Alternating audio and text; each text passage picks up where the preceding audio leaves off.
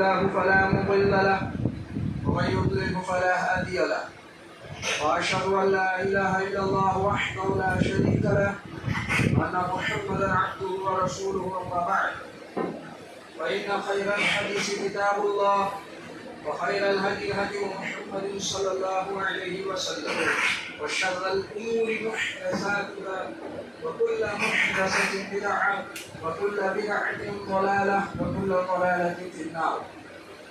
قال الله تبارك وتعالى في القرآن المجيد وفرقان الحميد: أعوذ بالله العظيم وبوجهه الكريم وسلطانه القديم من الشيطان الرجيم من همزه ونفخه ونفسه.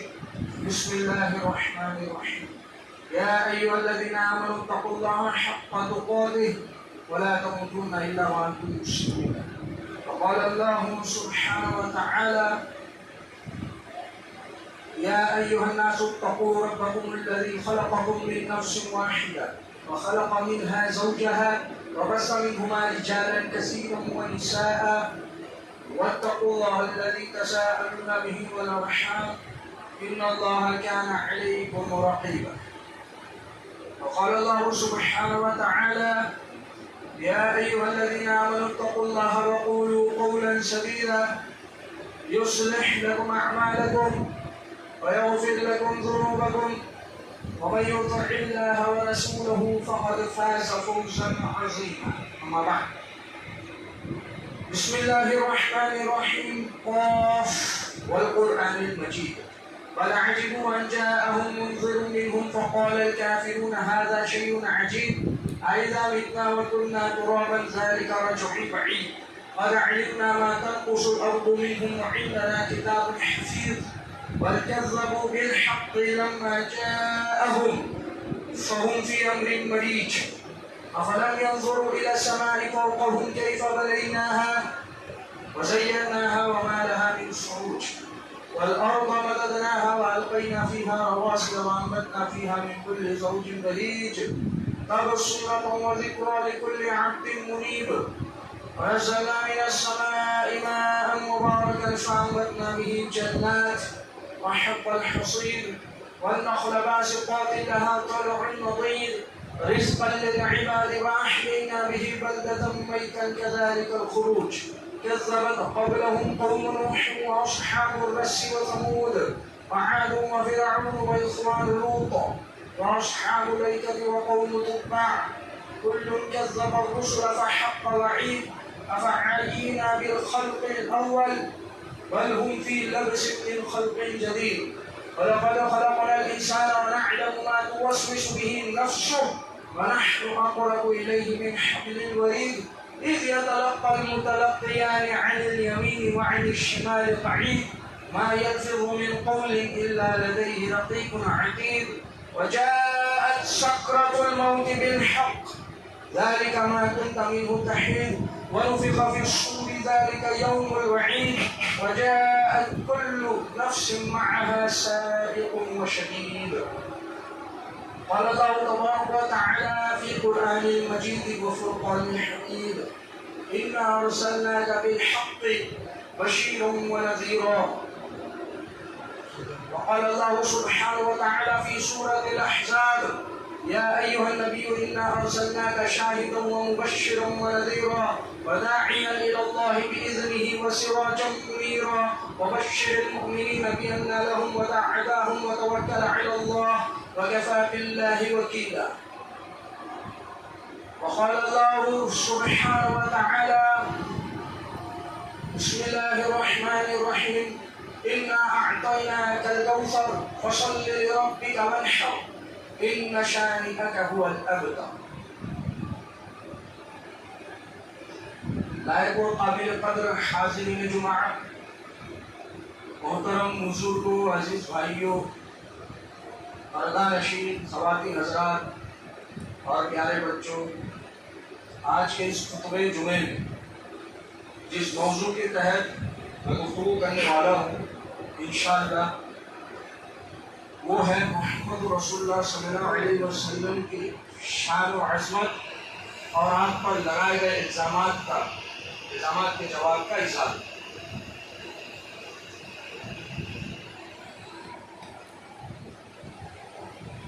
سب سے پہلے ہر قسم کی تعریف و توصیف، عظمت و بڑائی، کبریائی، بادشاہی، بزرگی اس وحدہ لا شریک، خالق کائنات، مالک ارض و سما کے لیے لائق و سوا ہے، جو اس کل کائنات کا تنہا خالق ہے، مالک ہے، رازق ہے، کہ جس کے قبضے قدرت میں تمام قسم کی بھلائیاں ہیں، اور وہی ذات اقدس ہر شے پر قادر ہے۔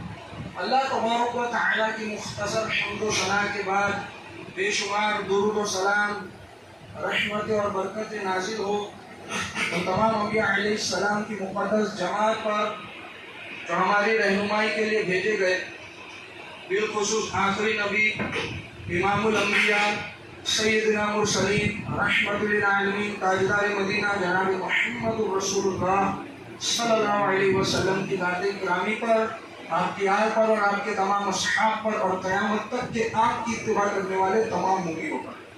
اللہم صلی علی محمد وعلی آل محمد کما صلیت علی ابراہیم وعلی آل ابراہیم انک حمید مجید۔ اللہم بارک علی محمد وعلی آل محمد کما بارکت علی ابراہیم وعلی آل ابراہیم انک حمید مجید۔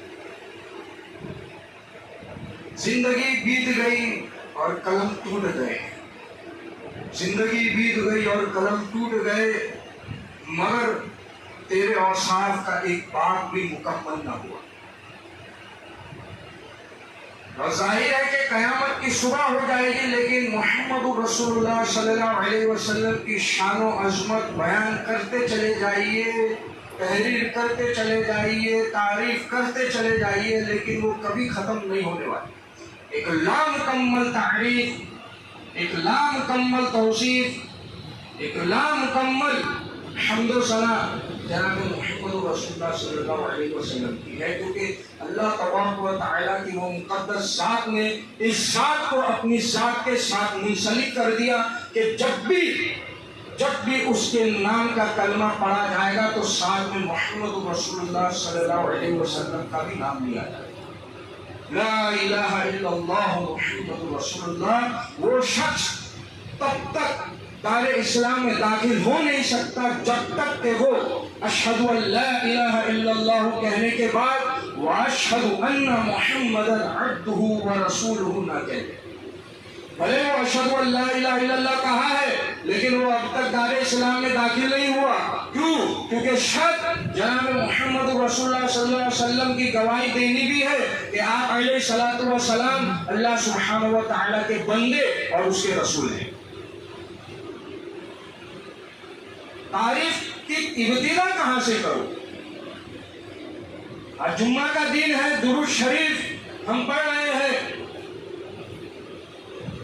پوری دنیا میں جمعہ تو چھوڑو ہر لمحہ درود پڑھا جا رہا ہے، اس سے بڑھ کر اور تعریف کیا ہو سکتی ہے؟ محمد رسول اللہ صلی اللہ علیہ وسلم۔ صرف مسجد نبوی کی بات کریں تو وہاں کھڑ کے لوگ درود و سلام کے ترانے جو ہے گنگنا رہے ہیں، درود و سلام کے تحفے جو ہے، تحائف جو ہے، محمد رسول اللہ صلی اللہ علیہ وسلم کو پیش کر رہے ہیں۔ آپ علیہ السلام کو چھوڑ جانا گوارا نہیں ہے۔ مسجد نبوی سے آخری دفعہ باہر نکلنے والا شخص روتا ہوا نکلتا ہے کہ میں اپنے حبیب سے بہت دور ہو رہا ہوں۔ ایک جاتے وقت ایک الگ ہی وقت خوشی ہوتی ہے مدینے جاتے وقت کہ ابھی جاؤں گا، محمد رسول اللہ صلی اللہ علیہ وسلم کا روزہ میرے سامنے ہو۔ ایک وہ عجیب ہی کیفیت، وہ عجیب ہی خوشی اس شخص کو ہوتی ہے جب وہ مدینہ جا رہا ہوتا ہے، لیکن اس سے کہیں زیادہ دکھ، اس سے کہیں زیادہ تکلیف اس وقت ہوتی ہے کہ جب آخری دفعہ وہ مسجد نبوی سے باہر نکل رہا ہوتا ہے۔ ایسا محسوس ہوتا ہے کہ یا رسول اللہ، یا اللہ کے رسول صلی اللہ علیہ وسلم کی اسی مسجد میں کاش کہ مجھے موت آ جاتی، میں یہی مر جاتا، یہی مجھے بقیع میں دفن کر دیا جاتا۔ ایک محسوس، ایک ایسی خواہش اور ایک ایسی دعا دل سے نکلتی ہے کہ کاش کہ میں ادھر ہی جو ہے اپنے نبی کے قدموں میں پڑا رہتا۔ وہاں سے نکلتے وقت یہ کیفیت ہر ایک مومن کی، ہر ایک محب رسول کی، ہر ایک رسول اللہ صلی اللہ علیہ وسلم سے محبت کرنے والے کی ہوتی ہے۔ والٹر کہتا ہے آج تک کوئی ایسی شخصیات پیدا نہیں ہوئی کہ جس کے ماننے والے، کہ جس کی تعریف کرنے والے، کہ جس کی شان و عظمت بیان کرنے والے، آج تک کوئی ایسے لوگ پیدا نہیں ہوئے جس پر اپنی جان تو چھوڑو، اپنے ماں باپ کی جان تک نچھاور کرنے والے کوئی ایسا شخص پیدا نہیں ہوا جو آج تک کسی کے لیے اپنے ماں باپ کی قربانی پیش کرنے کو تیار ہو۔ کوئی ایسا تیار نہیں ہوا کہ اس کے وضو کے پانی سے، وضو کے پانی کو تبرک سمجھ کر خود اسی کو استعمال کرنے والا، اسی کے برتن کو، اس میں برتن کو جمع کرنے والا ہوتا ہے، برتن میں اسے جمع کرنے والا۔ کوئی ایسا نہیں ہے کہ آپ علیہ السلام کے پسینہ اطہر کو عطر بنانے والا اور اسے اپنے جسم پر ملنے والا ہوتا ہے۔ والٹر کہہ رہا ہے غیر مسلمان عیسائی ہے، آج تک کوئی شخصیت ایسی پیدا نہیں اور نہ ہی تا قیامت تک ہوگی۔ نہ آپ جیسا کوئی تھا، نہ آپ جیسا کوئی ہوگا۔ یہ وہ ذات ہے محمد کریم صلی اللہ علیہ وسلم کہ اللہ تبارک و تعالیٰ نے اپنی ایک بہترین خصوصیات، رحمان والی خصوصیات، رؤوف الرحیم والی خصوصیات آپ علیہ السلام کے ساتھ جوڑ دیا، اور کبھی اس کتاب سے کسی کو نہ پکارا وَمَا أَرْسَلْنَاكَ إِلَّا رَحْمَةً لِلْعَالَمِينَ کہ آپ سارے جہاں کے لیے، جس طرح رب العالمین ہے، سارے جہاں کا رب اللہ ہے، آپ علیہ السلام سارے جہاں کے لیے رحمت للعالمین صلی اللہ علیہ وسلم۔ وہ ذات محمد کریم آپ پر مر مٹنے کو تیار ہے، اپنے ماں باپ کو قربان کرنے کو تیار ہے۔ آج تک کسی نے نبی علیہ السلام کو دیکھا نہیں، مدثر نے دیکھا نہیں تھا نبی علیہ السلام۔ یہ محبت تھی، یہ جذبہ فکر تھا، بھلے وہ نماز نہ پڑھتا ہوگا، بھلے اس کے اعمال اس طرح نہ ہوگے، لیکن وہ ایمان، وہ محبت محمد کریم صلی اللہ علیہ وسلم سے اس قدر تھی کہ اسے اپنی جان کا نذرانہ پیش کر دیا۔ اور صرف مدثر ہی نہیں، اور ایسے کئی لوگ ہیں رہتی دنیا تک تا قیامت کی صبح تک، تم چاہے لاکھ ہم کو گولیوں سے گولیوں کی بوچھار ہم پر کر دو، لاکھ جو ہے ہمیں مارنے کی کوشش کر لو، لاکھ جو ہے الزامات لگا کر ہمیں جیل بھیج دو، لیکن ہم محمد رسول اللہ صلی اللہ علیہ وسلم کا اپنی آخری سانس تک اس جسم میں، جب تک خون کا آخری قطرہ ہے، محمد رسول اللہ صلی اللہ علیہ وسلم کا دفاع کرتے رہیں گے، دفاع رسول میں آگے بڑھ چڑھ کر حصہ لیتے رہیں گے۔ اور ہر مسلمان چاہے وہ کیسا بھی ہو، وہ نبی کریم صلی اللہ علیہ وسلم کی سنت پر عمل کرتا ہو یا نہ کرتا ہو، لیکن ہر مسلمان محمد رسول اللہ صلی اللہ علیہ وسلم سے محبت ضرور کرتا ہے۔ اس کے جان پر بات آ جائے، اس کے مال پر بات آ جائے، اس کی اولاد پر بات آ جائے، اسے سب کچھ گوارا، اس کے ماں باپ پر بات آ جائے، اسے سب کچھ گوارا ہے، لیکن اللہ کے رسول کی شان میں گستاخی اسے گوارا نہیں ہے۔ یہ تو ہماری کیفیت ہے، ہماری حالت ہے۔ 1400 سال پیچھے چلیے، اس وقت عرب کے لوگ جو آپ پر سب کو شتم کرنے والے لوگ بن گئے تھے آپ کی رسالت کے بعد، وہ پہلے ان کی کیا کیفیت تھی اللہ کے رسول کے لیے؟ آپ علیہ السلام کو وہ لوگ امیر و صادق کہا کرتے تھے۔ ابو سفیان جب بادشاہ ہرقل کے پاس گئے، ایمان نہیں لائے تھے، بادشاہ ہرقل نے پوچھا آپ علیہ السلام کو آپ نے کس طرح پایا؟ کہا کہ وہ جھوٹ بولتے ہیں، کہا نہیں۔ کہا کہ وہ شراب پیتے ہیں، کہا نہیں۔ کہا کہ وہ عورتوں کے خواہش مند ہے، کہا نہیں۔ ماجرا کیا ہے؟ کہا کہ وہ صرف دین حق کی دعوت پیش کرتے ہیں، اپنے نبوت کا اعلان کرتے ہیں۔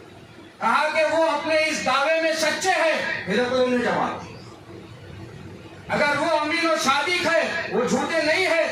पूरी हिस्ट्री निकालो, जितने भी मुखालिफिन में खड़े हुए सबने आपकी बेतहाशा मुखालिफत की, लेकिन आज तक तारीख गवाह है आप अलैहिस्सलाम को किसी ने नऊज़ु बिल्लाह मिन ज़ालिक झूठा नहीं करा। ये वो ज़ात है मोहम्मद करीम सल्लल्लाहु अलैहि वसल्लम। आदमी तो बाहर बहुत ज्यादा नामचीन होता है, नामवर होता है, लोग उसकी बहुत ज्यादा तारीफ करते हैं, लेकिन बस औकात होता यह कि उसके घर में उसकी वैल्यू नहीं होती।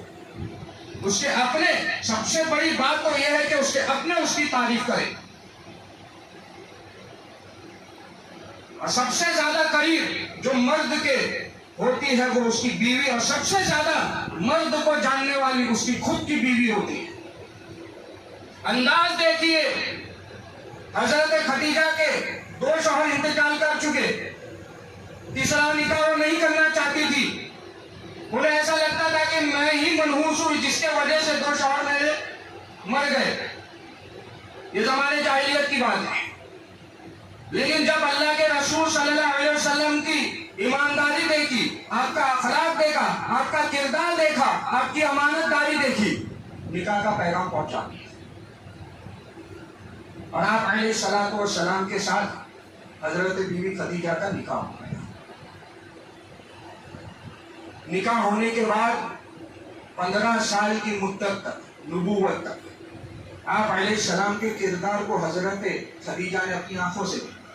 इसलिए जब पहली वही नाजिल हुई और अब आप जब गारे हीरा से निकले और आपको जो है घबराहट महसूस हुई, तो आप फौरन घर पर आए और हजरत खदीजा से कहा कि मुझे चादर उड़ा दी जाए, और फिर आप लरसने लगे, कांपने लगे, और आपने कहा कि मेरे जिस्म की ऐसी कैफियत हो गई है मानो मुझे ऐसा लगता है कि ये जो है अभी मेरी वफात हो जाएगी या मेरी मौत हो जाएगी, इस कदर मेरी कैफियत हो गई।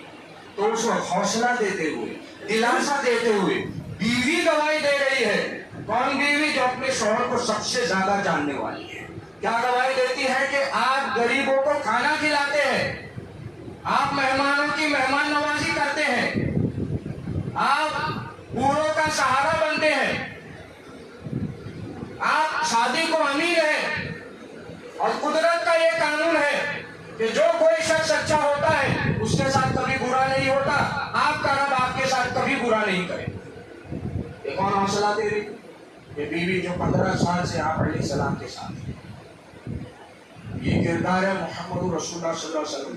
तुम जितनी बदनामी करने की कोशिश करोगे, हम मोहम्मद रसूलुल्लाह सल्लल्लाहु अलैहि वसल्लम की तारीफ उससे कहीं ज्यादा करते रहेंगे। और क्योंकि हम दुरूद में ही पढ़ते हैं, अल्लाहुम्मा बारिक अला मुहम्मद व अला आलि मुहम्मद। ऐ अल्लाह, मोहम्मद रसूलुल्लाह सल्लल्लाहु अलैहि वसल्लम की शान और इज़्ज़त में बरकत अता फरमा। बरकत का मतलब क्या है? जितनी बदनामी होगी उससे कहीं ज्यादा तारीफ और उभरता रहेगी, कहीं ज्यादा लोग और उभरता रहेंगे, कहीं ज्यादा तारीफें आपकी करने वाले बहुत ज्यादा हो जाएंगे। एग्नोस्टिक्स ये कौन होते हैं? ये हकीकत पर मबनी चीजों पर रिसर्च करते हैं, और हकीकत ना हो और ये मुमकिन है, ये नास्तिक होते हैं। वो एक एग्नोस्टिक गवाही देती है कि ये जो इन्होंने दावा किया है नबूवत का, ये एक ऐसा पहला बादशाह है, ये एक शख्स ऐसा पहला खलीफा है, ये शख्स ऐसा पहला खलीफा है कि जिसने अपने नबूवत की गवाही दी, और ये अपनी गवाही में सच्चा है। क्यों? क्योंकि इंसानी अखलाक के अंदर, किरदार के अंदर ये भी बात मौजूद है कि इंसान झूठ भी बोल सकता है कि हाँ मुझे नबूवत मिल गई, वो आकर खुला ऐलान कर दे। लेकिन ये वो शख्स था, जब इन पर नबूवत नाजिल हुई तो ये लरसता हुआ, कांपता हुआ अपने घर पर आया। अगर इसके साथ कोई ऐसे मामला नहीं हुए होते तो ये आकर झूठा ऐलान नबूवत का कर सकता था, लेकिन इन्होंने नहीं किया। ये बाकायदा ये लरसते हुए, कांपते हुए घर पर आए। यही लरसना और कांपना, जो कैफियत इन पर जो तारीख थी, वो कैफियत गवाही देते हैं कि ये सच्चे रसूल है। एक एग्नोस्टिक बोल रही, एक नास्तिक बोल रही है, नास्तिका। شان محمد رسول اللہ صلی اللہ علیہ وسلم. ہم نہیں گواہی دے رہے, یہی لوگ گواہی دے رہے ہیں. دا 100 لکھنے والا گواہی دے رہا ہے. جب دا 100 لکھنے والا شخص, اس سے پوچھا گیا آپ نے محمد صلی اللہ علیہ وسلم کو پہلے مرحلے پر رکھا اور تیسرے مرحلے پر حضرت عیسیٰ کو رکھا, جبکہ آپ حضرت عیسیٰ کے ماننے والے عیسائی. اس نے کچھ نہ کہا. اس سیمینار میں موجود جتنے مسلمان تھے سب کو کھڑا کیا اور ان سے شہادت لی کہ اگر تمہیں اپنے نبی کے لیے جان دینا پڑ جائے, جان کا نذرانہ پیش کرنا پڑ جائے, تو کیا تم اس سے گریز کرو؟ سب نے گواہی دی نہیں. جب آپ علیہ السلام کی بات آ جائے, آپ کی شان و عظمت کی بات آ جائے اور آپ کے لیے جان کا نذرانہ پیش کرنا چاہے, تو ہم جو ہے پیچھے نہیں ہٹیں گے, ہم اپنے جان کی بازی لگا دیں گے محمد رسول اللہ صلی اللہ علیہ وسلم کے لیے. کہ ہمارے رگ رگ میں, ہمارے خون میں, ہمارے لہو کے ہر قطرے میں محمد رسول اللہ صلی اللہ علیہ وسلم بسے ہوئے ہیں. ہمارے ماں باپ آپ علیہ السلام کی ذات پر قربان. پھر عیسائیوں سے اٹھا, عیسائیوں کہا تم حضرت عیسیٰ کے لیے جان دے دو. کسی نے جواب نہیں دیا, خاموشی کا ماحول چھایا.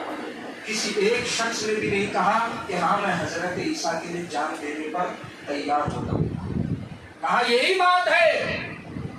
ماننے والوں سے لگتا ہے کہ 1400 سال پہلے شخص جو عرب کے اندر موجود تھا, اس کے لیے یہ ہندوستان یا یہ ویسٹرنز یا یہ ایشینز یا یہ افریقن, یہ سب کے سب اس قدر محبت کرتے ہیں کہ یہ جان دینے پر بھی تیار ہے.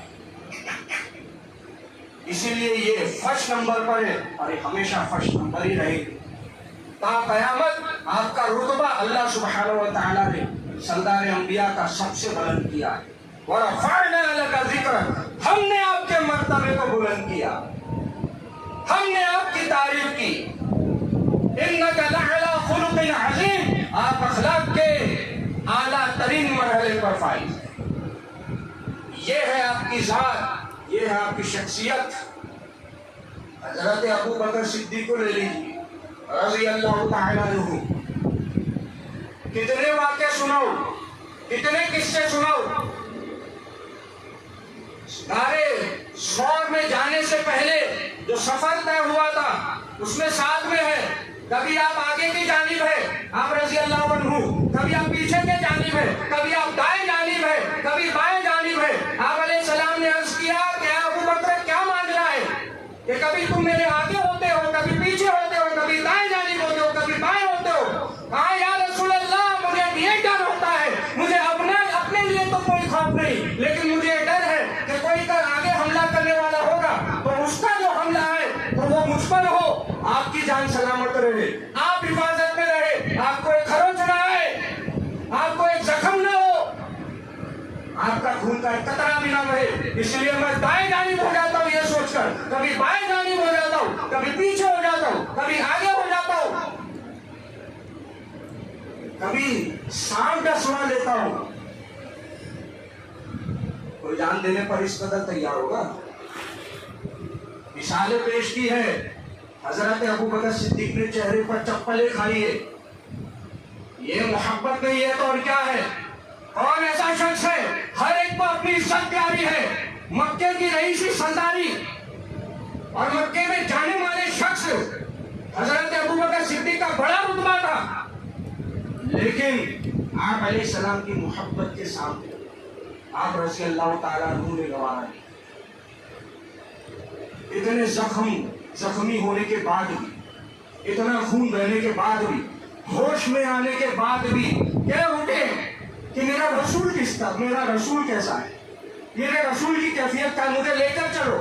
والدہ سے ضد کرنے لگے, والدہ کہنے لگی بیٹا بھی تمہاری حالت نہیں ہے کہ تم اٹھو. کہا کہ نہیں, جب تک کہ میری طبیعت حساس بچاس ہو نہیں سکتی جب تک کہ میں اپنے رسول کو سلامت میں نہ دیکھوں. کون اس طرح محبت کرتا ہے؟ اور وہ سیدنا فاروق اعظم جو تلوار لے کر نکلے تھے کہ آج گردن اڑا دوں گا, لیکن وفات کے وقت تلوار میان سے نکالی اور کہا جس کسی نے کہا کہ محمد رسول اللہ صلی اللہ علیہ وسلم ہم سے رخصت ہو گئے میں اس کی گردن اڑا دوں گا. جان لینے پر ہمیشہ ہر دم تیار اور دوسروں کی جان لینے کے لیے ہمیشہ ہر دم تیار. ایک شخص اگر وہ جھوٹا ہو اپنے وعدے میں تو وہ ایسے قسم کے لوگوں کو کب تک بیوقوف بنا سکتا ہے. وہ عمر فاروق کیسے کیسے لوگ کھڑے کر دیے, کیا تربیت کی, آدھی دنیا پر خلافت کر رہے ہیں. کیا تربیت تھی, کیا جذبہ ایمان تھا, کیا صداقت تھی کہ سب ایک طرف ہو جائے لیکن خود جو ہے اکیلا ابو بکر کھڑا ہوا رضی اللہ تعالی. انسان کی شخصیت کا اندازہ اس کی صحبت میں رہنے والوں سے کیا ہے. کیا کر کہہ رہے ہیں کہ اللہ کے رسول ہم وہ قوم نہیں کہ جو کہہ اٹھی دیا موسیٰ جاؤ تم اور تمہارا رب لڑ لو, بعد میں ہمیں بلا لینا. اگر آپ ہمیں بہر ظلمات میں گھوڑے دوڑانے کا اعلان کر دے تو ہم گھوڑے دوڑا دیں گے. آپ جو ہے جان نچھاور کرنے کا اعلان کر دے ہم اپنا تن من دھن اپنا جان مال بیوی بچے ہر کچھ آپ کی راہ میں قربان کرنے کو تیار. یہ وہ صحبت کا اندازہ ہے. استقبال کس طرح ہو رہا ہے؟ ہر کوئی یہ چاہت رکھ رہا ہے کہ مدینے میں داخل ہو تو سب سے پہلے میرے گھر قیام ہو جائے. دعائیں ہو رہی ہے, دعائیں ہو رہی ہے. پھر اس کے بعد آگے بڑھ کر جو ہے تعاون بھی ہو رہا ہے اور بڑی بڑی جنگیں بھی ہو رہی ہیں. اور جنگ کے بعد بھی جو ہے لوگ اخلاق دیکھ کر کے یہ کہنے والا شخص کہ مجھے سب سے زیادہ تم سے نفرت ہے اور تمہارے شہر سے نفرت ہے, آزاد کرنے کے بعد دل رہا نہیں گیا, تھوڑے دوری پر گیا, پھر لوٹ آیا, پھر گواہی دی اشہد ان لا الہ الا اللہ واشہد ان محمدا عبدہ ورسولہ.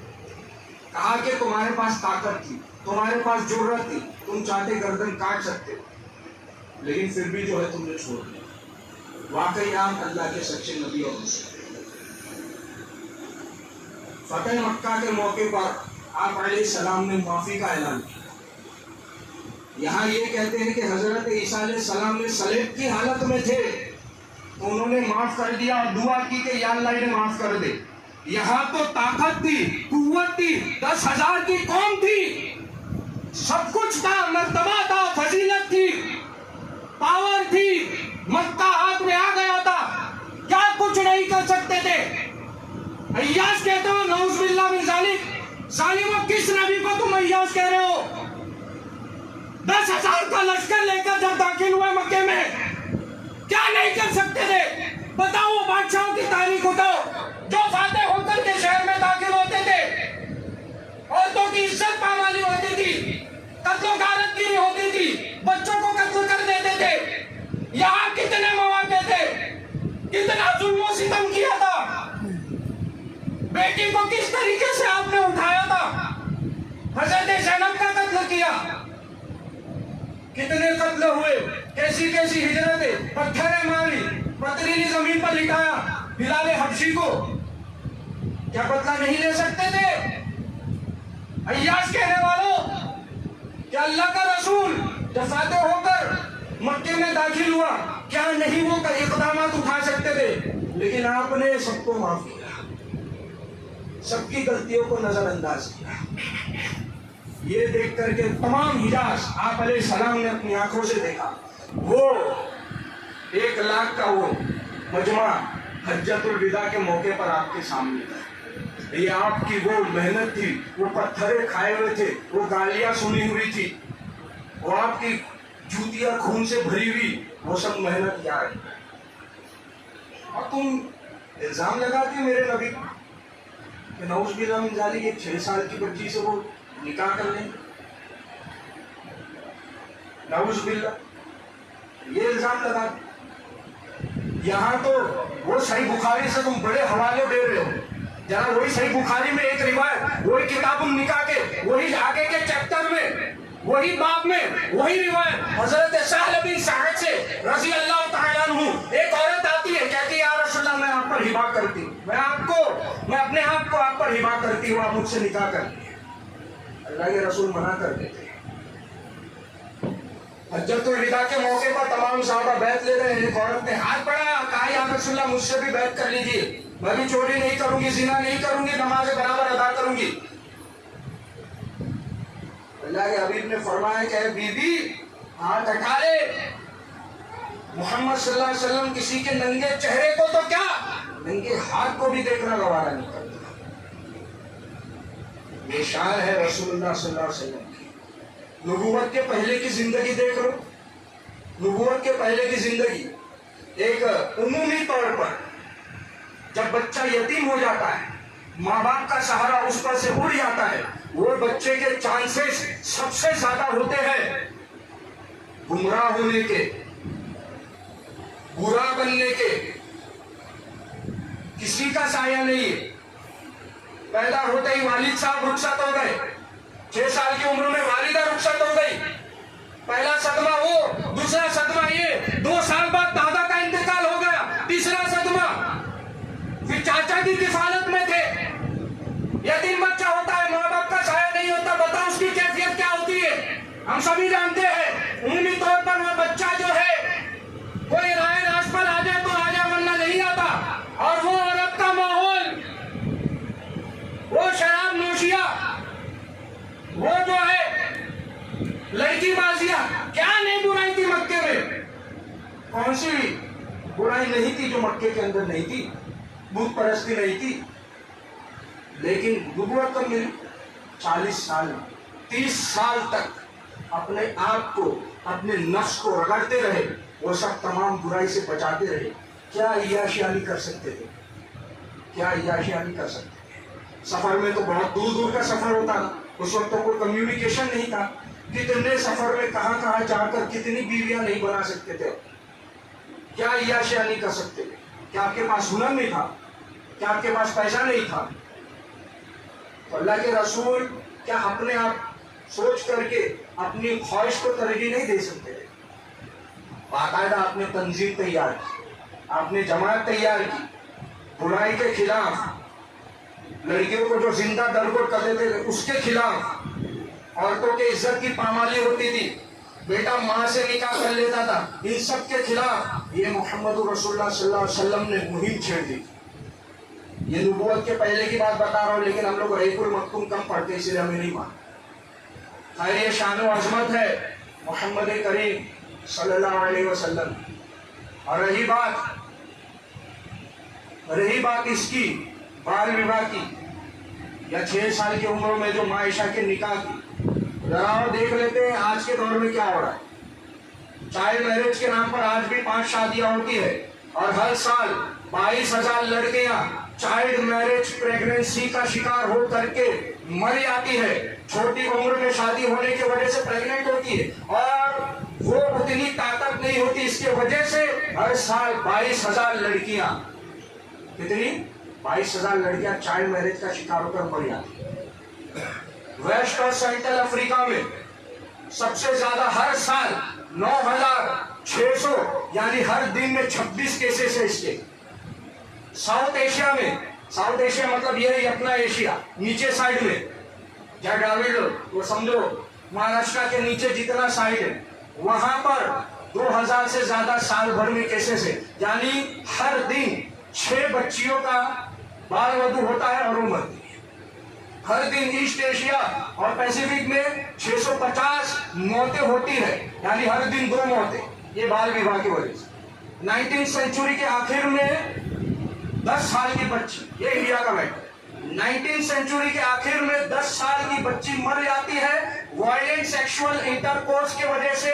اور اس کے ساتھ نکاح کرنے والا کون ہوتا ہے؟ شادی وواہ کرنے والا کون ہوتا ہے؟ 35 سال کا مرد جس کا نام ہری میتی اور اس کا نام کلمونی ہے۔ اس کی ماں اور میڈیکل جو ایویڈنس ہے، انونیمس میڈیکل رپورٹ ہے، وہ پیش کرتی ہے کہ اس کی جو موت ہوئی ہے ڈیتھ فورسفل پینیٹریشن سے ہوئی، مطلب یہ اس کی حالت ہی نہیں تھی، اس کی وجہ سے وہ برداشت نہیں کر پائی اور 13 گھنٹے میں تڑپ تڑپ کر مری ہے. 13 گھنٹے میں تڑپ تڑپ کر مری ہے. 10 سال کی بچی. اور تم کیا الزام لگا رہے ہو کہ رحمت للعالمین 6 سال کی بچی ہے. نعوذ باللہ من ذالک.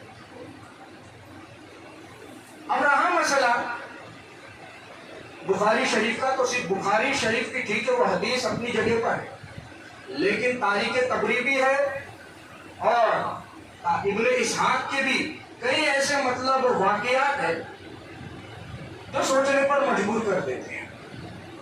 جیسے تبری پیش کرتے ہیں، تبری کے حساب سے حضرت ابوبکر صدیق کا نکاح نبوت سے پہلے ہوا قطالہ نامی عورت سے. یہ کافرہ تھا اور ان سے 2 بچے ہوئے، عبداللہ اور اسما بنت ابوبکر. پھر شادی ہوئی ام رومان سے رضی اللہ تعالی. حضرت ام رومان سے ان سے نکاح ہوا اور انہی سے یہ حضرت عائشہ اور حضرت عبد الرحمن پیدا ہوا. یہ کب کی بات ہے؟ نبوت سے پہلے. بخاری کے پوائنٹ آف ویو سے دیکھا جائے تو 590 میں حضرت عائشہ کا نکاح ہوا، حضرت عائشہ پیدا ہوئی. لیکن یہاں حضرت عائشہ کی پیدائش جو تبری میں بتا رہی ہے، امام تبری رحمۃ اللہ علیہ پیش کرے، وہ پیش کر کے نبوت سے پہلے. دوسری وجوہات، آپ علیہ السلام کو نکاح کی ضرورت کیوں پیش آئی؟ کیونکہ حضرت بی بی خدیجہ کا انتقال ہوا نبوت کے 10ویں سال، جب آپ کی عمر 50 سال تھی، اور اس وقت جو ہے آپ بہت زیادہ غمزدہ رہنے لگے. بیوی کی یاد ستانے لگی. بچے بھی تھے. 15 سال کی حضرت فاطمہ تھی، 16 سال کی حضرت ام کلثوم تھی، 20 سال کی حضرت رقیہ تھی. 2 بچے تو فوت ہو چکے تھے، 3 جو لڑکے تھے. اب یہ تینوں بیٹیاں تھیں. اب ان کی کفالت کرنی تھی اور ان کی دیکھ ریکھ کرنی تھی. تو اس وقت خولہ بنت حکیم نے ماں عائشہ رضی اللہ عنہا کا پرپوزل جو ہے پیش کیا اس کو، اللہ کے رسول کو. اب خود ہی اندازہ لگا لو کہ 15 سال کی بچی، 16 سال کی بچی اور 20 سال کی بچی کی کفالت کرنے کے لیے کتنے سال کی بیوی چاہیے. خیر یہ دوسری وجوہات ہے. تو تاریخ تبری میں اور ابن اسحاق میں، اور یہ مطالعہ کتابیں موجود ہے، آپ خود کر سکتے ہیں اور اسی سے خود جو ہے اندازہ لگا سکتے ہیں کہ کیا معاملہ ہے.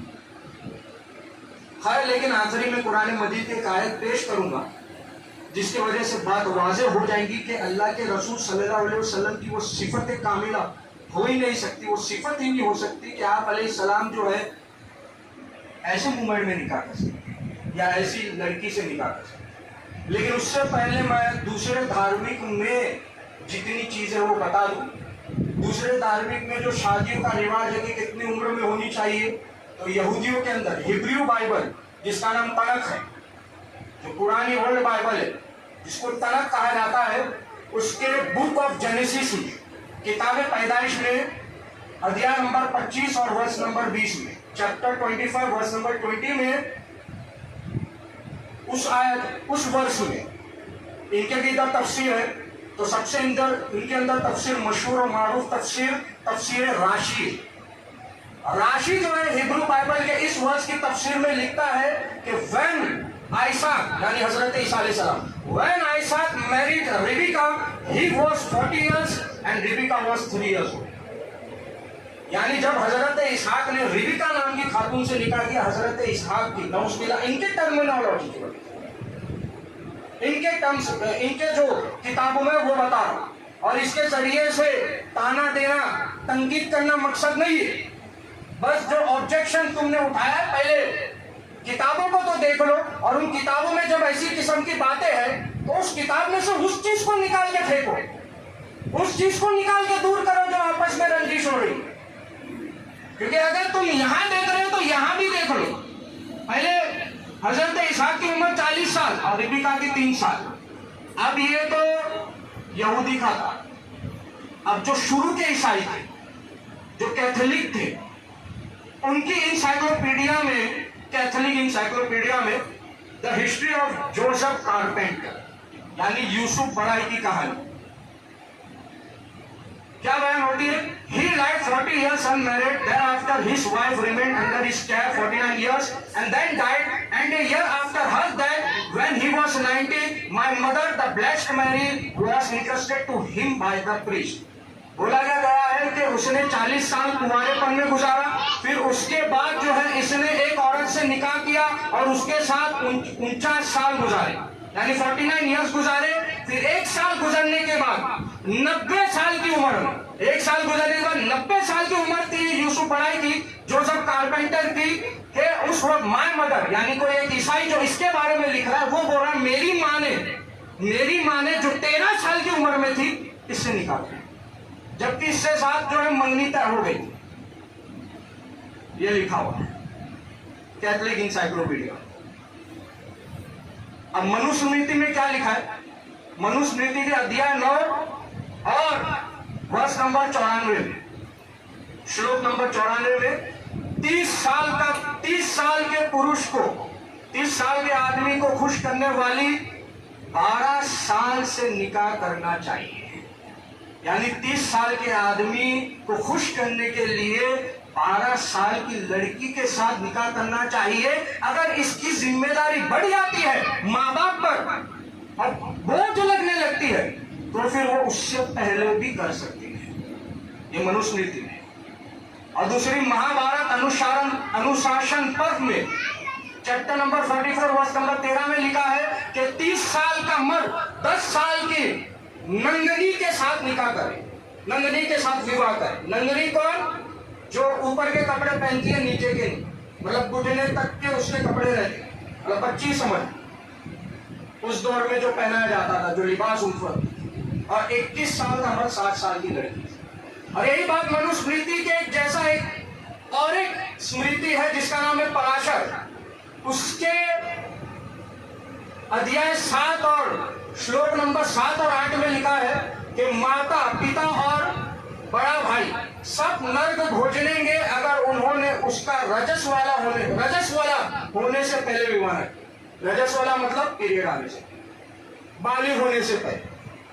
اگر کوئی ماں باپ یا بڑا بھائی ذمہ داری ہے لڑکی کی، اگر اس کے بالغ ہونے سے پہلے اس کا نکاح نہیں کیا، وواہ نہیں کیا، تو یہ نرک میں جائیں گے. تو خیر یہ سب ساری باتیں لکھی ہوئی. ایک اور جگہ پر ہے وسشتہ چیپٹر نمبر 17 ورس نمبر 70 میں، رجس والا ہونے کے ڈر سے پتا کو اپنی پتری کا وواہ کر دینا چاہیے، کیونکہ اگر یوون آرمبھ ہوا اور وہ گھر میں رکتی ہے تو پتا کو پاپ لگے. تو خیر یہ سب قانون جو ہے تنقید کرنے کے لیے نہیں ہے. بولنے کا مقصد یہ ہے کہ یہ ہر دھرم کی ہر کتاب، یا ہو سکتا ہے اس دور میں وہ چیز رہی ہوگی تبھی وہ بات آئی ہے، لیکن اب وہ اس دور کے لیے نہیں ہے. تو اس دور کی چیز کو لا کے اس دور میں ملانا یہ درست نہیں ہے.